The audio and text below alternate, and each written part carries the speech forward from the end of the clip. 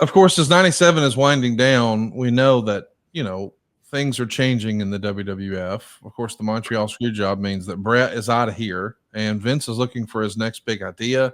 We're going to see what that is in January of 98 with Mike Tyson. But while he's focused, he being Vince, pronouns, pal, while Vince is focused on Dusty one time was like, he did this, and Vince goes, he, pronouns, pal. Who you talking about? Vince goes, well, it's Dusty says, well, it's not the guy outside the ring. Obviously, it's the man in the ring. What are you thinking? And Vince's like, pronouns. And then they're just bickering with each other. It's great. What year was that when you heard that conversation? That was when Dusty was there in, it had to be, 2000, when he came back. Yeah, that's interesting that would have happened so much after his in-ring career. But yeah, when he came back and Dusty was telling Vince something about it. I don't know if he's part of creative or what. And I don't remember that because, Dusty came back, several times. Dusty kind of moved around a lot. And when he came back, it was that they had that conversation. Did you spend much time with Dusty? You and I haven't spent a lot of time talking about Dusty. I know that Vince McMahon's sort of philosophy on wrestling and brand of wrestling, and you can tell just when you see something based on your relationship with Vince and spending so much time in close proximity with him that, hey, this is the type of stuff Vince would like, or, oh, Vince would love that. Did you spend much time with Dusty and learn sort of his taste on wrestling and things like that? Yeah, and I've got to be careful here because everybody who knows Dusty will tell you, man, I was one of Dusty's best friends. Dusty was one of my best friends, which they were. Dusty was that guy. Dusty was that type of guy. Whenever you met Dusty, he made you feel like you're the most important guy in the world. So everybody who talks about Dusty, go through anybody talking about Dusty. They tell you how much Dusty meant to them and how close they were to Dusty. And if you count all of them up, Dusty had hundreds of very close friends, but he did. Legitimately, he made everybody feel special. He made me feel special just like everybody else. I tagged with his old partner, Murdoch, and rode the roads up in Texas with Dick Murdoch. And so I had a little different connection to Dusty than most because of the tie with Dick. And so, yeah, when I was around Dusty, we talked all the time. We had a really good time because we're both from West Texas. We both had this love for Murdoch, and we both had a lot of the same friends. So I had I think a pretty close relationship with Dusty. I don't want to overstate it that we were super close friends, but we were good friends. I'll tell you a great story. We were in I was meeting with some Wall Street guys, and it was one of the only bankers that didn't take a bailout. So he was like, man, he was the cream of the crop, and he had a 3-story penthouse in New York. He had his car would be in a elevator they'd bring up and store, so he didn't have to go to the parking garage. Worth a fortune.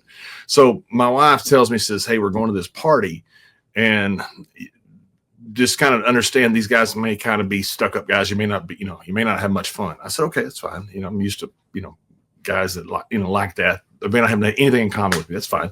So I'm just sitting there at the party. Anyway, this guy finally asked me, he says, hey, do you ever run into Dusty Rhodes? Wow. And now this is the guy, and this is the question he asked me after being an hour at the party. I said, you ever run into Dusty Rhodes? And I said, yeah. I said, Dusty's a good friend. He stopped the party with all of these Wall Street Titans, and you would know every name that was there. It was a private party. And he goes, this guy knows Dusty Rhodes. He was like a little kid. He goes, tell me about Dusty Rhodes. Tell me about Dusty Rhodes. So I tell him Dusty stories. I told him all kinds of stuff. They had the best time talking Dusty Rhodes. So we had the Hall of Fame coming up in Madison Square Garden. And I said, hey, would you like to come to the show and meet Dusty Rhodes? Because this guy was, Vince obviously knew him. He's one of the Wall Street bigwigs. And he said, oh my God, I got a meeting. And so anyway, I'd go to the Hall of Fame that night. And I've got this picture of me with Dusty, and I've still got it. I'll send it to Stud Muffin, our Dave Silva, and so he can post it up. And I sent the picture to him, and I said, "Hey, I'm here with Dusty. We just need you." He sent me back a picture of him with Warren Buffett. Oh my God! He was literally the reason he couldn't come because he was making $1 billion acquisition of a financial company that night, and he said, "I'd rather be there." My God, I showed it to Dusty. I said, look at this. And I explained to Dusty who it was. It was like, dude, this Dusty goes, why don't he send me some money? That's a good idea.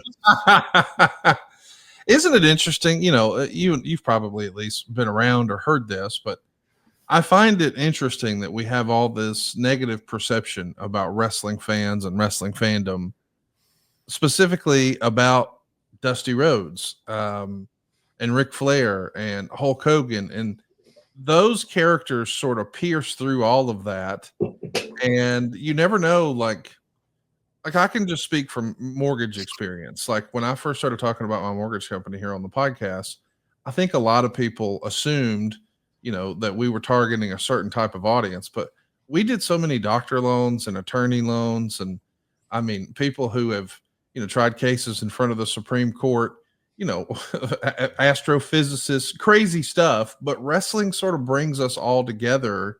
And I just think it's interesting that even when you're, you know, rubbing shoulders with guys who have Warren Buffett's phone number, wrestling still resonates with them. It's not because, you know, we always hear the criticism as wrestling fans. Oh, well, nobody wants to advertise their product on wrestling. Wrestling's hard to sell to advertisers. And I think that's because there's a negative connotation of, I don't know, wallet chains and tattoos or something. But the reality is almost every man in America at one point or another watched wrestling as a kid, and they have a soft spot for it. There's just no way around that, I don't think.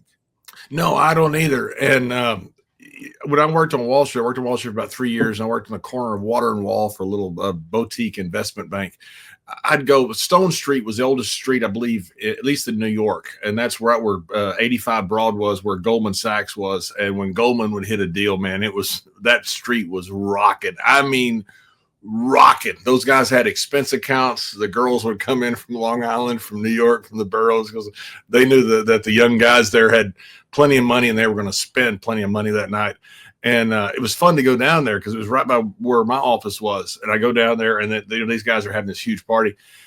I was like the celebrity there because I was a wrestler. You know, wow. They all loved wrestling, and they'd all tell you stories about growing up watching wrestling in the Garden, yes, about all they went to. It was unbelievable. I completely agree. I don't know if it came out of the, you know, as I don't know if you call it the dark ages of wrestling, where people thought we were just in VW halls and high school gyms, but the perception is nowhere close to what the reality is. Jacob Silva. I'm from Bulls Gap, Tennessee. I was looking for a house, and Jason, when I talked to him, it seemed like he knew a lot about what he was talking about, and he was a big help with anything I ever needed. It was my first time buying a house, so I didn't know what I was getting into. It was a good experience. I closed actually a week earlier than planned.